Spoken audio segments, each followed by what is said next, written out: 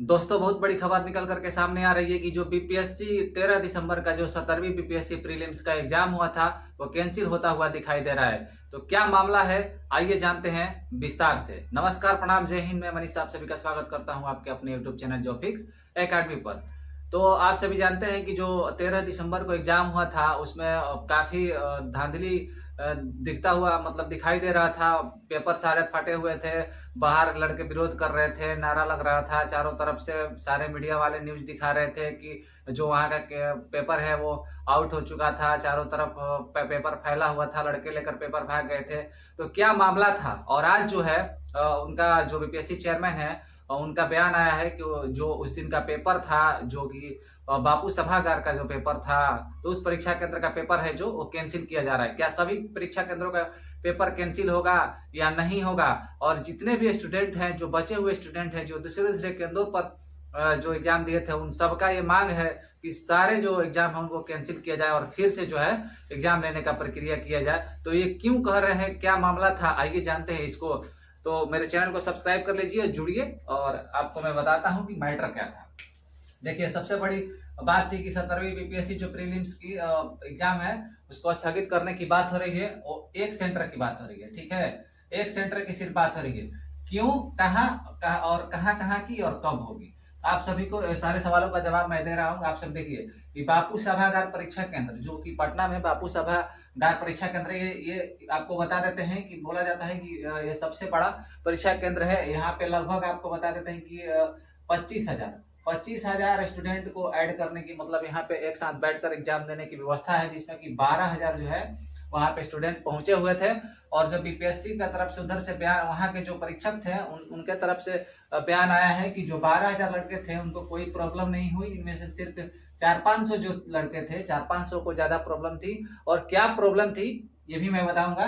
Paper timing में अंतर, वो बोल रहे थे कि पेपर का टाइमिंग है जो अंतर हो गया था।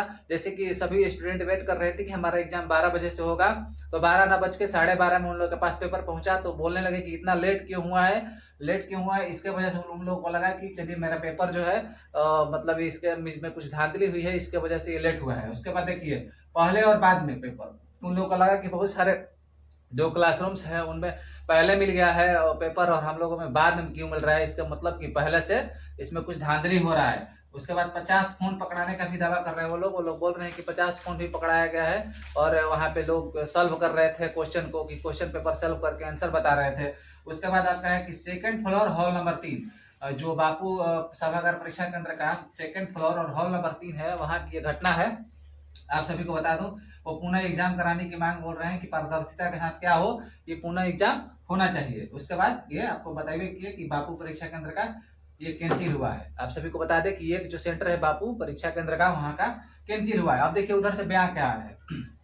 वहां के जो परीक्षक थे उन्होंने बोला कि एक बॉक्स में 188 की जगह 192 प्रश्न पत्र आ गए थे। तो 188 की जगह जो 192 आ गए थे, तो ये जो 4 प्रश्न पत्र बचे हुए हैं, या दूसरे में तो जाएंगे तो खुले करके ही जाएंगे। आप सभी को मालूम है कि जब पैक रहते हैं, खुलने के बाद में जो बच गए तो अगले में जाएंगे। जब वहां पे खुले गए तो उन लोगों ने विरोध करने लगा कि सील पैक आता है और बंद पैकेट में आना चाहिए, तो ये क्यों इस तरह से आ रहा है, तो खुला है इसका मतलब पहले से कोई धांधली हुआ है। उसके बाद बोल रहे कि 100-150 को छोड़कर बाकी सबने क्या एग्जाम दिया, मतलब कि ये 200-500 लड़कों को छोड़कर सबने एग्जाम दिया, किसी ने कोई आपत्ति नहीं की। लेकिन कुछ उसमें असामाजिक तत्व थे जो कि माहौल को बिगाड़े, अराजकता फैलाए, और किसी भी तरह से माहौल को बिगाड़ करके और परीक्षा को स्थगित करने का काम किए, उसको वहां पे बवाल मचा दिए।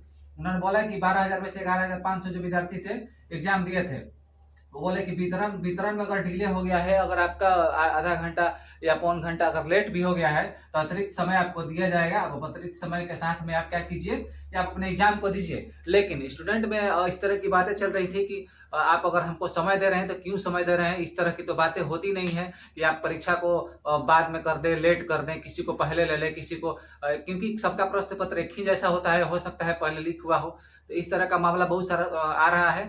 अब जो और भी स्टूडेंट है, एक परीक्षा केंद्र का कैंसिल हुआ है, इसके कारण और जितने भी स्टूडेंट है वो बोल रहे हैं कि नहीं, फिर से सारा जो है उसको पूरी तरह से कैंसिल किया जाए, और कैंसिल करने के बाद फिर से सबका एग्जाम हो। लेकिन आयोग का कहना है कि नहीं, आयोग का कहना है कि हम सिर्फ उन्हीं का जो एक परीक्षा केंद्र है बापू परीक्षा केंद्र है, इसको जो हम क्या करेंगे, इस पे ही एग्जाम लेंगे और बहुत जल्द लेंगे, बहुत जल्द लेंगे। और ये भी उन्होंने बताया कि सबका जो रिजल्ट है, सबका रिजल्ट जो है, सबका रिजल्ट एक ही साथ आएगा। और ये भी बताया उन्होंने कि नॉर्मलाइजेशन भी नहीं होगा, नॉर्मलाइजेशन भी नहीं होगा। अब देखिए प्रश्न पत्र हार्ड भी आ सकता है, प्रश्न पत्र आसान भी आ सकता है, किस तरह का लेवल रहता है, क्या रहता है, और इस तरह की बातें आयोग द्वारा कही गई है। तो आप इसके बारे में क्या सोचते हैं और आपका क्या मत है, आप कमेंट बॉक्स में जरूर दीजिए। तो बन रही है हमारे चैनल के साथ, मिलते हैं अगली वीडियो के साथ, अगले अपडेट के साथ। तब तक के लिए धन्यवाद।